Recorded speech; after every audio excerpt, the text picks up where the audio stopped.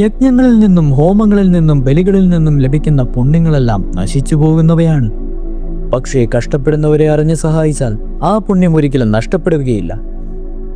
പ്രശസ്തിക്ക് വേണ്ടിയോ സ്വാർത്ഥ താല്പര്യങ്ങൾക്ക് വേണ്ടിയോ നടത്തുന്ന ഹോമങ്ങളെയും ബലികളുടെയും പൊള്ളത്തരങ്ങൾ തുറന്നു കാട്ടുകയാണിവിടെ. യാഗയജ്ഞാദികളെ കണ്ണടച്ചെതിർത്ത ഒരാളായിരുന്നു ചാണക്യൻ. മറിച്ച് അതിൻ്റെ ഉദ്ദേശശുദ്ധിയെ ആവശ്യമുള്ള സമയങ്ങളിൽ ചോദ്യം ചെയ്തിരുന്നു. യാഗാദികൾ കാർമ്മികത്വം വഹിക്കുന്ന പുരോഹിതന്മാർക്ക് ദക്ഷിണ എന്ന പേരിൽ ധനവും പശുക്കളെയും മറ്റും നൽകിയിരുന്നു. പൊതുവെ സമ്പന്നരായ പുരോഹിതവർഗത്തെ ഒന്നുകൂടി സമ്പന്നരാക്കാനേ ഈ യജ്ഞങ്ങൾ ഉപകരിച്ചുള്ളൂ. പുരോഹിത വർഗത്തിന് അർഹതയിൽ കൂടുതൽ അംഗീകാരം കൊടുക്കുന്നതിനെ വിമർശിച്ചുമായിരിക്കാം ഇതെഴുതിയത്. മൃഗബലി അടക്കമുള്ള യാഗങ്ങളിൽ നിന്ന് പുണ്യം ലഭിക്കുമെങ്കിലും അതിന് സ്ഥിരതയില്ലാതെ പറയുന്നു.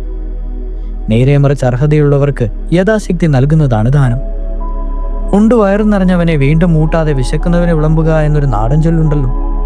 യജ്ഞയാഗാദികൾ നടന്ന സ്ഥലത്തേക്കാൾ പവിത്രം വിശക്കുന്നവന് സ്വന്തം ഭക്ഷണം എടുത്തു കൊടുത്ത കൃഷിക്കാരന്റെ വീട്ടിലെ മണ്ണാണ്.